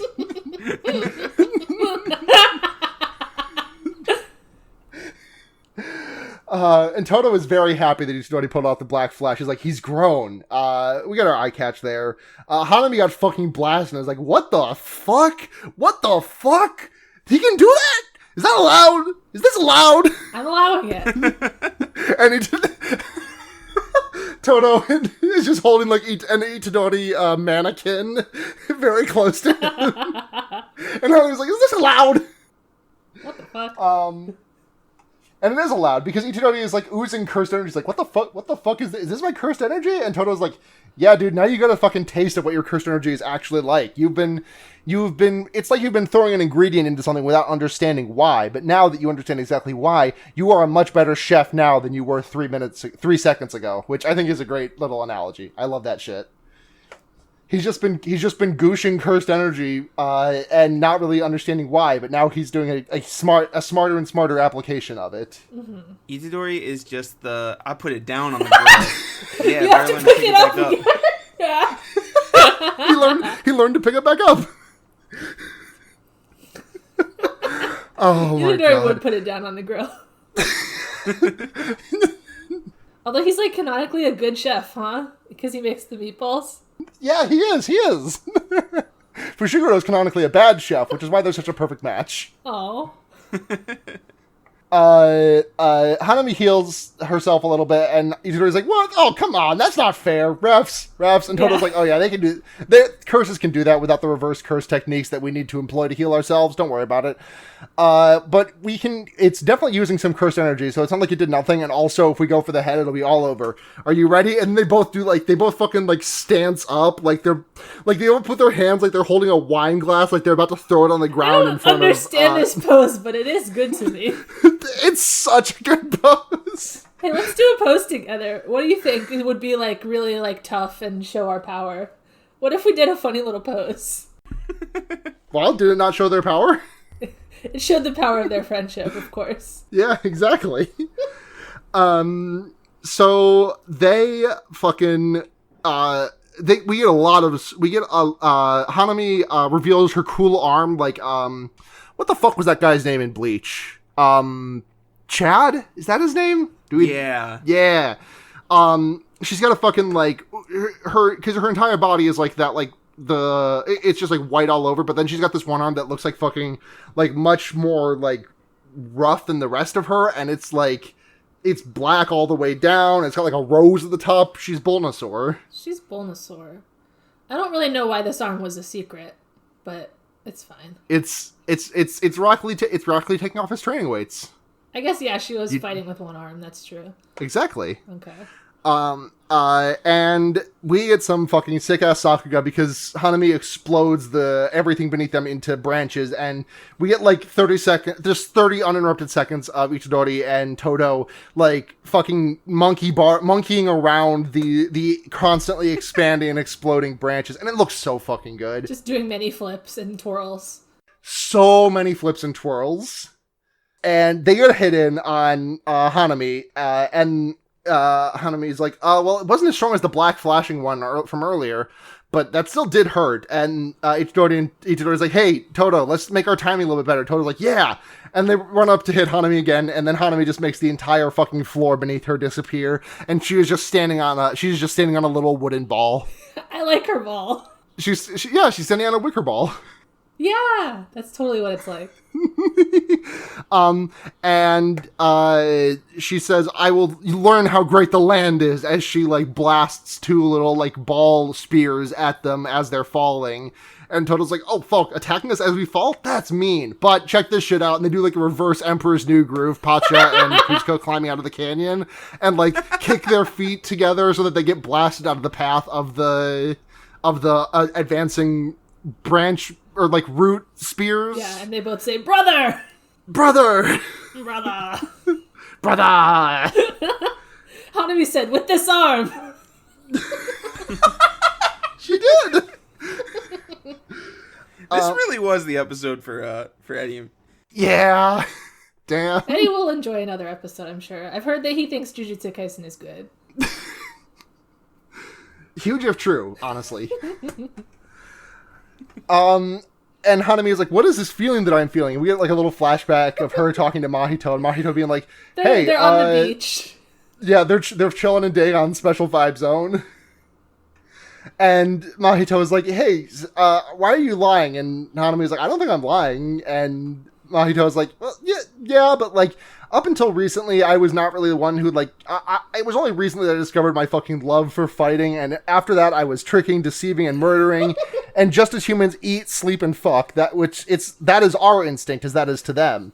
And they changed a really bad word choice in the manga, which instead of fuck, it was rape in the manga, which I don't fucking know why that was in there. It's screw, right? It is screw. I wish, but let Mahito say fuck. Mahito, that's the only word Mahito knows, honestly.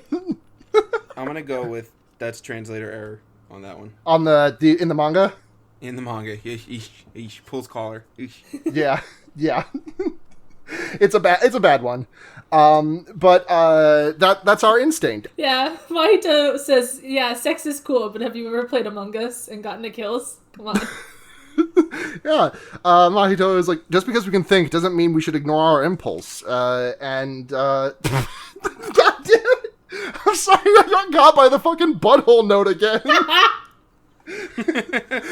Fucking to explain to the people because we weren't recording. My sister had apparently taken this book, which I keep all of my notes in, and just flipped to a random page that was blank and wrote in perfect handwriting "butthole" at the top of it. And I just turned the page and I was on the butthole page. Even though I'd already been caught off guard by it earlier this afternoon, I was still completely blasted by it just now. Mahito says the soul is a blend of instinct and reason, and everyone's got different fucking levels of instinct and reason. Hanami, you're strong as fuck. Why don't you? I think you're secretly strong as shit. We like get down to the ground where Itadori and Toto have landed. Itadori is like fucking crawling out of a bush, and Toto's just like hanging by his legs upside down on a branch because Itadori's like, Toto, are you okay? And he's like, doing just fine, my friend.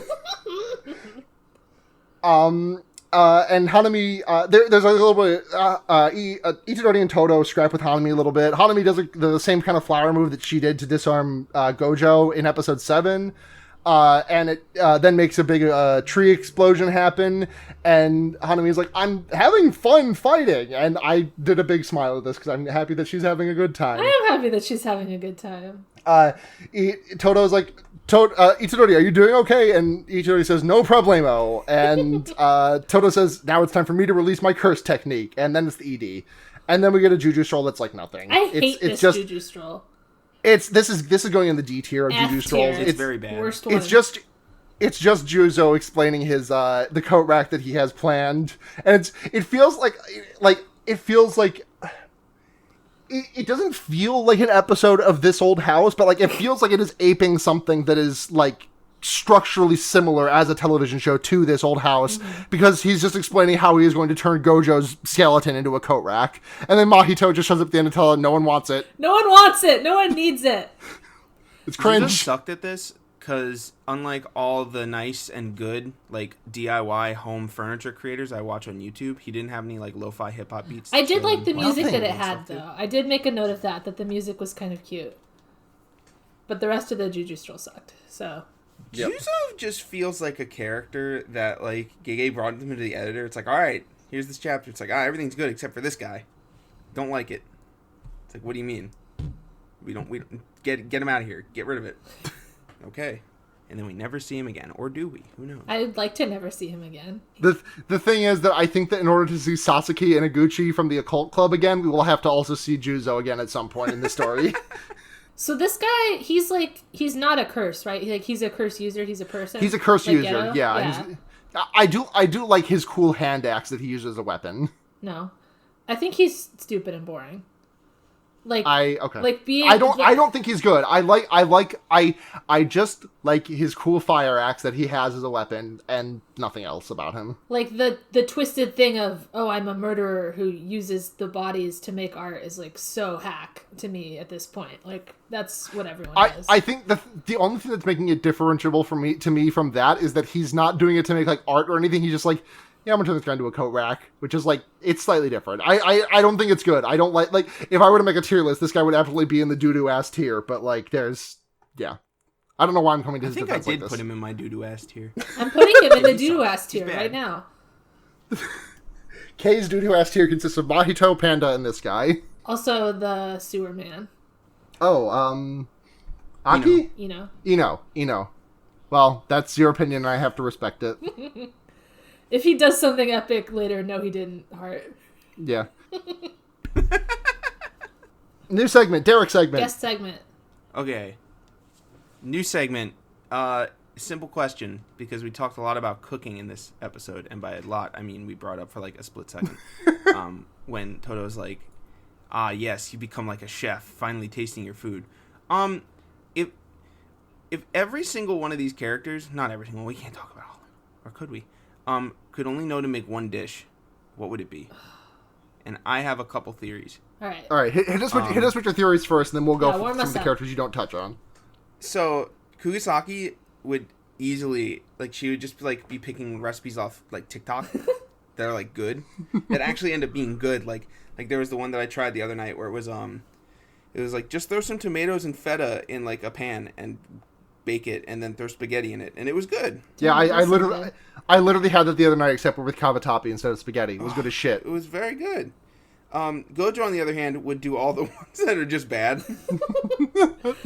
He's making like Gojo eats like, Gojo's goal is to make like Arby's food, but at home. Ooh. Gojo says we have Arby's at Gojo home. like makes the recipes that people react to on the other side of the TikTok with like, "Oh no, what are you doing?" He's Like, baking Gojo's chicken in at the microwave. home, like washing chicken after like cooking it. Like, this is how you get all the fat off. It's like, no. He's cooking it in the microwave. Oh no. Bone apple teeth. Yeah, Gojo is making like extra raw chicken strips. This shit rare. The rare chicken strips. And he didn't rinse. But- he didn't rinse them first. But Gojo doesn't know, because like it's like the infinity just keeps me safe from salmonella. I've deemed the salmonella as bad for my body, so the infinity stops it. That makes sense. Yeah, of course. That's just canon. Toto can't cook because Takeda would be like, Takeda is, because we learn about Takeda like from like her like the jujitsu, like the jusampos and like Yeah. little stuff where it's just like, she's just got like this weird person. She's got a really weird personality, And I like so that I about could see her. her being like, Love it about her. fuck guys that can cook. fuck and then Toto's fuck guys like- that are smart, fuck guys that can cook. And then Toto's like, I'm gonna be dumb and can't cook. Who are you trying I'm to just- cook for? I'm just imagining Toto, like, Takada-chan being like on like some fucking idol show, just being like, I think boys that can cook are really cringe, and he just like throws out like a fucking 2 bookshelves full of Yeah. recipe books. He deletes the knowledge from his brain. I no longer know. I had Inumaki down for rice balls, but bad. No, Inumaki can make his little onigiris. Wait, I hold think on. he can. They Inumaki just makes look a little like misshapen. Oh. It's like, oh no. Inumaki makes them misshapen, but Panda is like the world's best rice ball shaper you've ever met. Because of his Panda's disgusting... making those ones that look like pandas. It's good. Oh, I would love to eat that. I think the We already know panda Yuji should not and- be allowed to shape rice balls because he'll get his fur in it. Oh. The fingers do not have any fur on them. We've seen this. He just wears a full body hairnet. And then Yuji and Megami, I just couldn't put anything. Well, down. we already know Yuji makes meatballs, and we've heard intimations that Fushiguro is a fucking dog shit cook, because Maki is like, wow, these meatballs are good. Did you make these, Fushiguro? Like, you? I will love that for him. We also know Nishimiya is like a fucking like loves to just like take like dollar Oh, yeah. like gas station shit and turn it into like not like sous chef type shit, but like better tasting than the packaged ingredients. Like, I'm imagining her like getting a hot dog from 7-Eleven and turning it into something like much more palatable. Ooh, I love that for her. Like maybe she takes the hot dog and like cuts it into like an octopus, like you'd see in like in that one Nichijou scene. That's cute. I think Miwa makes like very healthy foods. She's Yes, very yeah. health conscious. She's like a tofu kind of girl. Yeah. What about Mai? What does Mai cook? Mai eats McDonald's. Yeah, Mai can't And cook. hot chip. Come on. My just eats McDonald. Anyone else we're forgetting in this? I guess Maki. I think Maki is just like a stock standard good cook. Like I don't have anything fun about her. I think she just like can cook and is good at it. I think Maki and Mai would both be like trained to cook to be servants, right? So like maybe Maki doesn't cook anymore just like out of principle. Oh, true. Mai doesn't want to cook anymore, so that's why she goes McDonald's. Yeah. Yeah. I'm sick and tired of this shit. Utahime. I just want to talk about Utahime because I love her and she doesn't really get too much to She's do. done nothing. She will do nothing. She put her hand in a veil and said, "Ooh, yucky."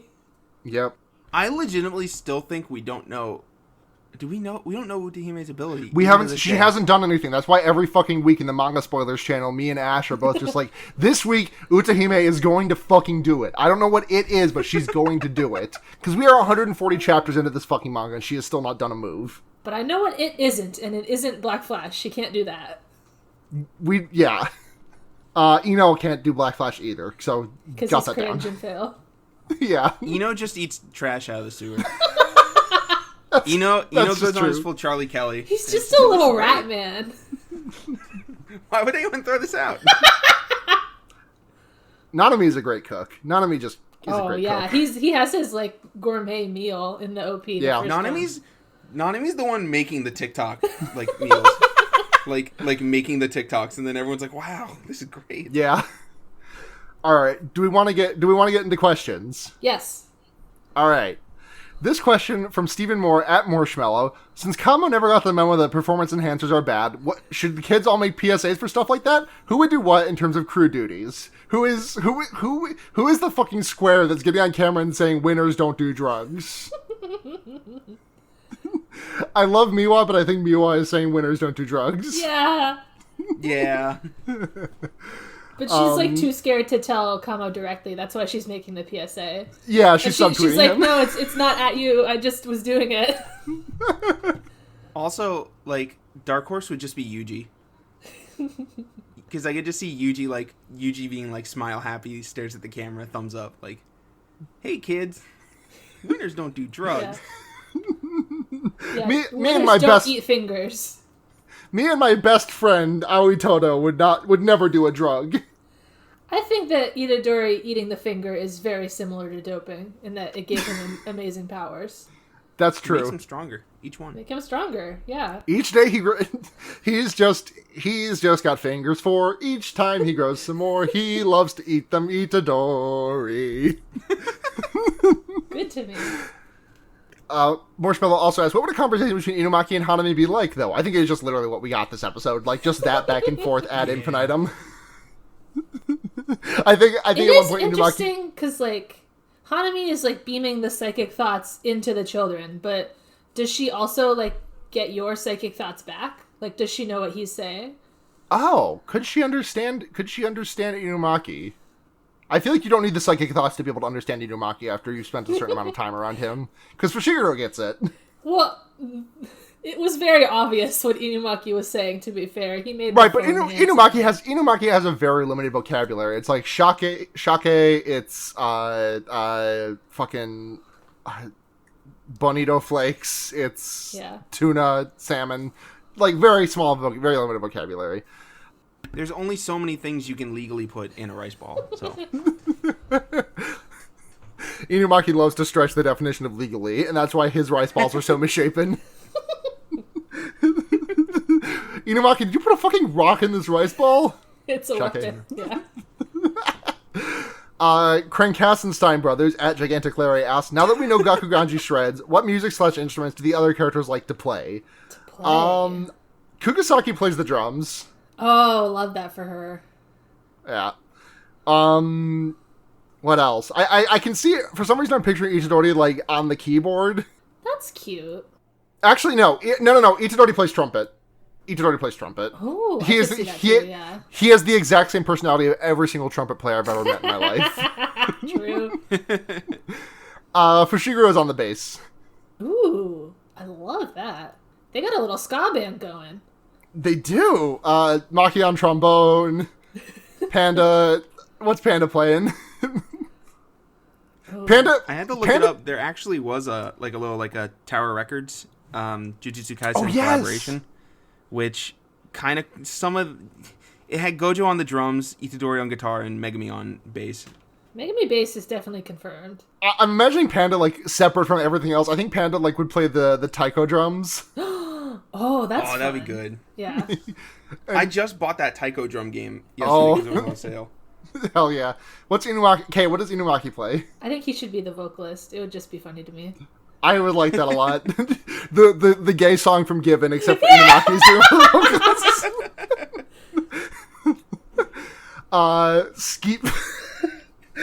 Skeeby DB Doo. At Groove and Ghastly. What movies would School AU, Hanami, and Jogo like, and would they hang out with Junpei the Alive Boy? They need to stay away from Junpei the Alive Boy. Leave him alone. No, they're regular in the AU. They don't have murder powers. They did say Mahito did say my boyfriend is in the Yakuza and we can kill him if we want. So listen, this is just AU, Hanami, and Jogo. Mahito is not anywhere near Junpei in this. Okay, that's fine.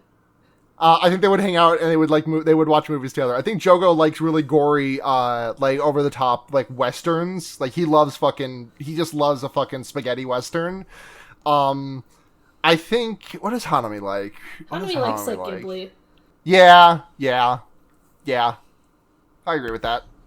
God, who's the Your Name director? Fuck.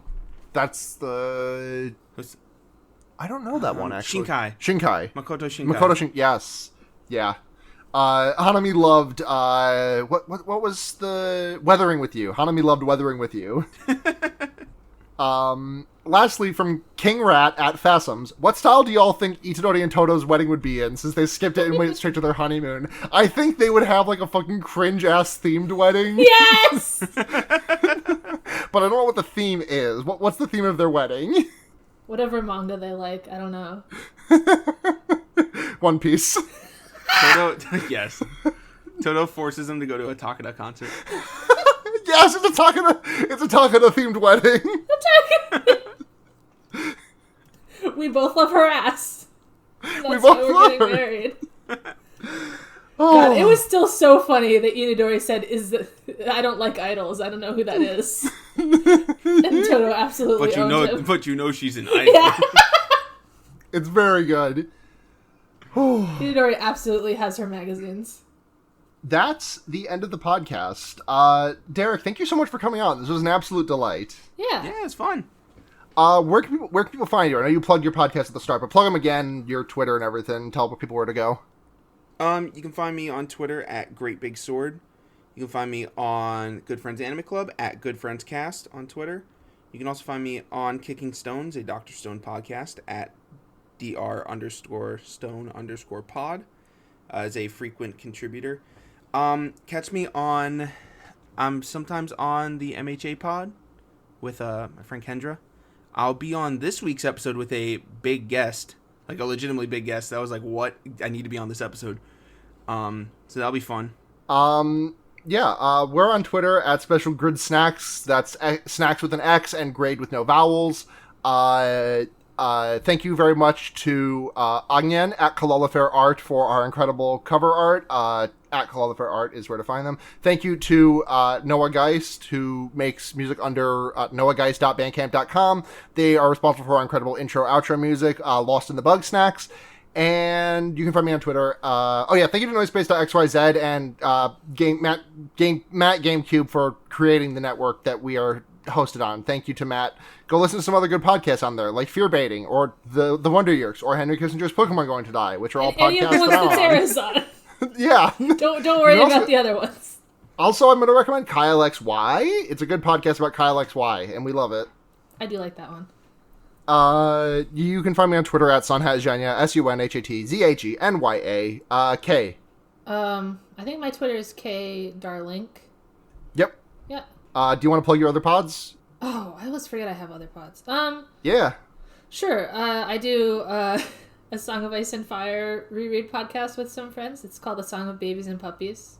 That's what the series is about. Yeah. It's good to me. That's it. So let's go get some snacks. Let's go get some snacks. Let's go get some snacks.